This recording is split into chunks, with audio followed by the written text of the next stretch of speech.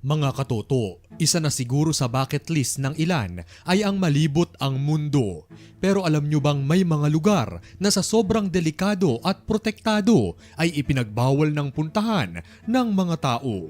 Well, kung isa ka sa naku-curious sa mga ito, ay mainam na tapusin ang video na ito. Una sa listahan natin ngayon mga katoto ay ang Zone Rouge. Ayon sa mga impormasyon, ay kilala rin ito sa bansag na The Red Zone. At para naman sa mga hindi aware, ang Zone Rouge mga katoto ay isang lugar sa France na naging battlefield noong World War I. Ipinagbawal itong puntahan, pamahayan o gawan ng anumang activities dahil ayon sa mga reports ay malaking pinsala at toxic na ang lugar dahil sa naiwang bakas noong World War I. Halos isang century na itong prohibited sa publiko. Walang hayop, tao o maski istruktura ang matatagpuan dito mga katoto. Isang malaking trabaho rin kung aayusin at muling bubuhayin ang lugar sa tindi ng pinsala rito. Kaya naman nagpasya na lamang ang mga otoridad na i-relocate ang mga nakatira dito sa mas ligtas na area. Pangalawa naman ay ang Room 39 na matatagpuan sa Pyongyang, North Korea. Ayon sa mga impormasyon mga katoto, pag-aari umano ng isang private organization ang Room 39 at hindi pwedeng pumasok ang sinuman. Tanging malalaking tao at may kapangyarihan lang umano ang allowed sa area na ito. At knowing North Korea mga katoto, ay wala ng iba pang detalye ang nakalabas patungkol dito. Pero sa kabila niyan ay maraming sources ang nagsasabing may kung anong illegal na gawain ang nangyayari sa loob nito, kabilang na ang drug trading at iba pang criminal activities. Bukod dyan mga katoto, ay wala ng ibang nakalabas na anumang impormasyon at nananatiling misteryo ang kabuuang kwento sa likod ng Room 39. Sumunod mga katoto ay ang Heard Island. Isa itong isla na matatagpuan sa Australia. Isa ang Heard Island sa mga unexplored area sa buong mundo. Ayon sa mga impormasyon mga katoto, ay ipinasara ito sa publiko dahil ang buong isla ay binubuo ng mga limestones at ang debris na resulta ng nangyaring volcanic eruption doon. At upang protektahan ang natural surroundings ng lugar, nagpasya ang Australian government na isara ito sa anumang entry ng publiko. Sunod mga katoto ay ang Tomb of Qin Shi Huang na matatagpuan sa China. Ayon sa mga impormasyon ay dito nakalagi ang labi ng unang Chinese emperor na si Qin Shi Huang.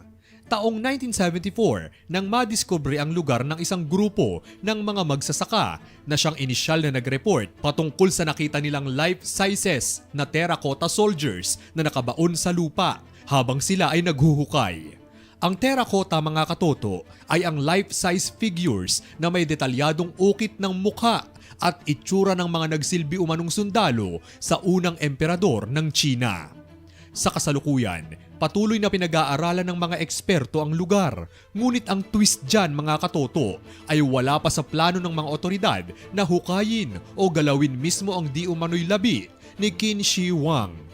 Paraan na rin umano ito upang makaiwas sa potential dangers na maaaring meron ito at tanda na rin ng paggalang sa emperador.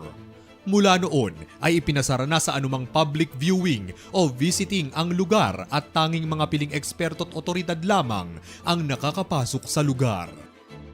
Pasok din sa listahan mga katoto ang Area 51 na matatagpuan naman sa USA. Well, isa ang lugar na ito sa pinakamisteryoso at pinaka-prohibited mga katoto.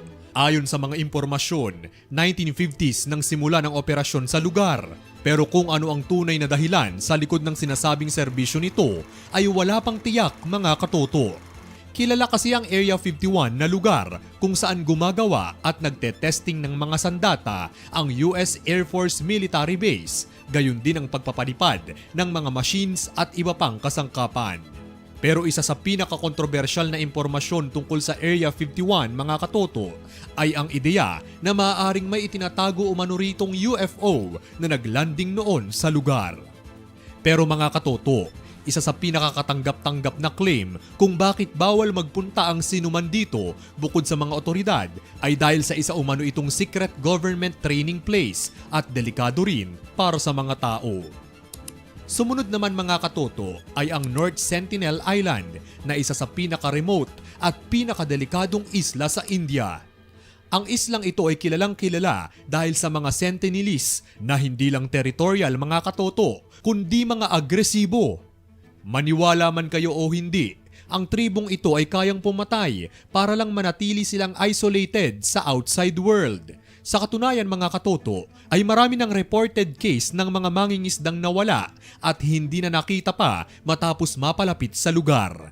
At isa sa pinakapinag-usapan dito ay ang pagpanaw ng misyonaryong si John Chow matapos subukang makipag-ugnayan sa tribo. Dahil sa sobrang remote ng area at sa pagiging marahas ng mga Sentinelese mga katoto, ay idiniklara ng Indian government na bawal na itong puntahan o maski lapitan pa ng mga tao. Sunod ay ang Fort Knox ng Kentucky, USA. Well, simple lang ang dahilan kung bakit hindi ito pwedeng puntahan ng publiko. Ang Fort Knox kasi mga katoto ay imbakan ng literal na ginto. Napakaraming gold bars ang nakalagay rito at well, isa rin ito sa pinaka-heavily guarded area sa buong mundo. Iilan pa lang ang nakakapasok dito at hanggang sa ngayon ay misteryo pa rin kung ano pa nga ba ang ibang istorya sa loob nito. Sumunod mga katoto ay ang Poveglia Island sa Italy. Ayon sa mga impormasyon, naging quarantine o isolation place noong kasagsagan ng bubonic plague noong 14th century ang lugar na ito. Naging asylum din ito noong 19th century para sa mga taong may problema sa pag-iisip. May mga claims na ang mga naging pasyente ng asylum na ito ay sapilitan at walang awang pinag-eksperimentuhan ng isang doktor dito. Masalimuot ang naging kasaysayan ng lugar na ito mga katoto. Pero ang dahilan kung bakit bawal itong puntahan ng publiko ay dahil sa isa umano ito sa most haunted places sa buong mundo to the point na hindi naligtas ang lugar para sa mga tao. Sunod naman ay ang Snake Island. Sa pangalan pa lang ng lugar ay talagang mapapaatras ka na. Ang Snake Island mga katoto ay matatagpuan sa Ilha da Queimada Grande sa Brazil. Ayon sa mga impormasyon, tahanan ito ng halos mahigit kumulang 4,000 ahas na nananahan sa lugar. Hindi lang basta ahas ang mga nandito mga katoto. Nandito rin ang ilan sa mga most venomous snake sa mundo gaya ng Golden Lancet Viper. Ipinagbawal ang pagbisita o anumang aktibidad sa lugar para sa kaligtasan ng mga tao.